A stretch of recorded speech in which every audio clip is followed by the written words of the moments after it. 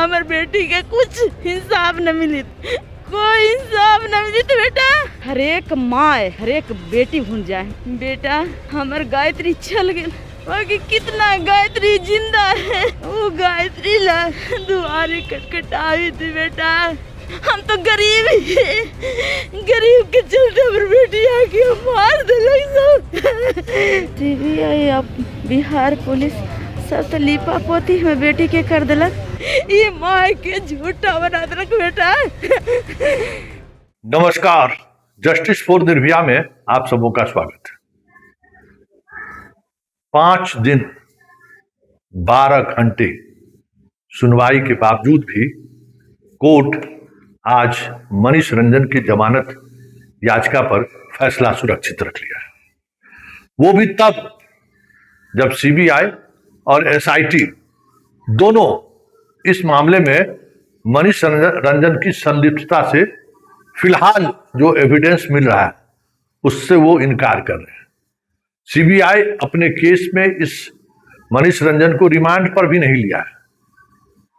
इसके बावजूद जमानत पर इतने लगातार सुनवाई हुई, हर 2-4-5 दिन के बाद लगभग 1 महीने से सुनवाई हो रही है और अल्टीमेटली आज सुनवाई के बाद फैसला सुरक्षित कोर्ट ले रखा है। कोर्ट सर्वोपरि है, परिजन को कोर्ट पर भरोसा भी है और ऐसा लग रहा है कि कोर्ट जो फैसला सुरक्षित रखा है तो कुछ न कुछ चीजें ऐसी आएंगी जो मनीष रंजन के मुकदमे को लेकर उसका क्या भविष्य होगा वो तय होगा। हालांकि जिस तरीके से बहस हुई, अमूमन जमानत के मसले पर इस तरीके की बहस नहीं होती है। हम लोग भी कई मुकदमों में इस तरीके की जमानत के मामले में, जब हत्या का मामला हो, पॉस्को का मामला हो, नेम्ड एक्यूज है, उसकी गिरफ्तारी पुलिस ने यह कहते हुए उन्होंने अपने आप को यह कहते हुए गिरफ्तार किया था कि ये साक्ष्य को छेड़छाड़ कर सकते हैं। हालांकि बात के दौर में पटना में कुछ नहीं हुआ है, यह तर्क भी सामने आया और इसके लेकर कई एविडेंस भी है। लेकिन आज कोर्ट में खास ये बातें रही कि सुनवाई के बाद पीड़िता के वकील जिस तरीके से कोर्ट के बारे में पब्लिक डोमेन में अपनी बात रख रहे थे, उसको लेकर सीबीआई ने नाराजगी व्यक्त किया और जो सुनवाई के दौरान जो बातें नहीं भी बोली गई उस बात को भी बाहर में जाकर ये मीडिया के सामने में कोट करते हैं। और उसके बाद स्थिति ये हुई कि पूरी सुनवाई जज साहब के चैम्बर में हुई।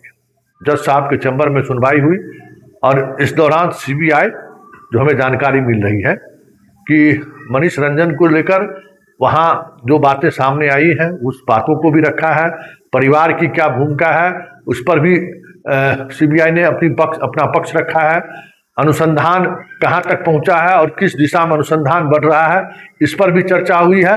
मतलब कल जितनी फाइलें लेकर सीबीआई कोर्ट में उपस्थित हुई थी, आज वो सारे फाइलों का परत दर परत चीजें खोल कर रख दी है। स्वाभाविक तौर पर जैसे जैसे सीबीआई का अनुसंधान आगे बढ़ रहा है, परिजन दबाव महसूस कर रहे हैं, क्योंकि अभी तक जितने भी साक्ष्य पीड़िता को लेकर जो साक्ष्य मिले हैं वो साक्ष्य पटना में पीड़िता के साथ कुछ हुआ है ये एस्टेब्लिश नहीं कर पा रहा है। पीड़िता के साथ अगर रेप की घटना हुई है तो वो रेप की घटना पटना में नहीं हुई है।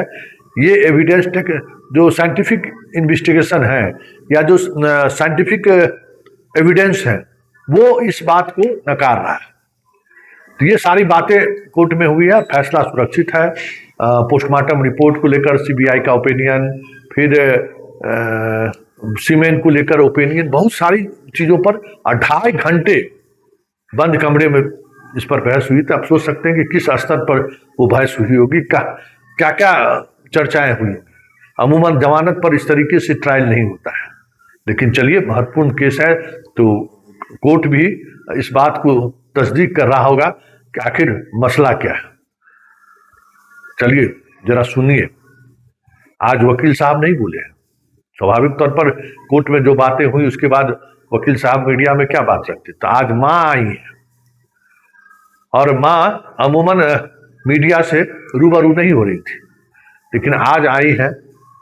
कल तक वो सीबीआई पर भरोसा जता रही थी, लेकिन अब उनको सीबीआई पर भी भरोसा नहीं है। अब न्यायालय पर भरोसा उनको रह गया, न्यायालय जो करे, क्योंकि उनको लगता है कि मनीष रंजन किंग पिंग है और बिहार सरकार के कुछ मंत्री हैं जिसके बेटे ने इनकी बेटी के साथ गलत किया है। आज वो चीख चीख कर कह रही थी। ऐसे में सवाल उठना लाजमी है कि आखिर वो कौन मंत्री है। कल उनके वकील साहब भी ये बात बोले थे कि परिजन कह रहे हैं कि भाई, और उसके मुतालिक कोई एविडेंस अगर परिवार, भाई ऐसा थोड़ी है कि पुलिस अगर एविडेंस नहीं दे रही है तो आप एविडेंस दीजिए, आप उसमें जो आप सहयोग कर सकते हैं, जिनके पास अगर कुछ ऐसी चीजें हैं आप उसको कोर्ट के सामने उपलब्ध कराइए। भाई देखिए, पुलिस इन सब बातों को नजरअंदाज कर रही है, एसआईटी ने भी नजरअंदाज किया, सीबीआई भी नजरअंदाज कर रहा है। ये बातें तो आप कह सकते हैं। तो जरा सुनिए, कल कोर्ट से बाहर निकलने के बाद वकील साहब क्या कह रहे थे, गौर से सुनिएगा। कल भी सुनाए हैं, आज भी हम आपको सुना देते हैं कि वकील साहब क्या कह रहे थे और आज पीड़िता की मां मीडिया के सामने क्या कह गई, जरा वो भी सुनिए। मृतका के परिवार वालों के मुताबिक यह एक हाई प्रोफाइल सेक्स रैकेट है। रसूखदारों के पास मासूम लड़कियां पहुंचाई जाती हैं, उनके भोजन में नशा मिलाया जाता है, उनके साथ गलत कार्य किया जाता है। और यही नहीं, जांच एजेंसियां कहती हैं कि मृतका ने रात का भी खाना नहीं खाया, जबकि मृतका की बात होती है अपने घर वालों से, वो बताती है कि हमने खाना खाया है। आज कोर्ट में आप आए थे, क्या सुनवाई हुई?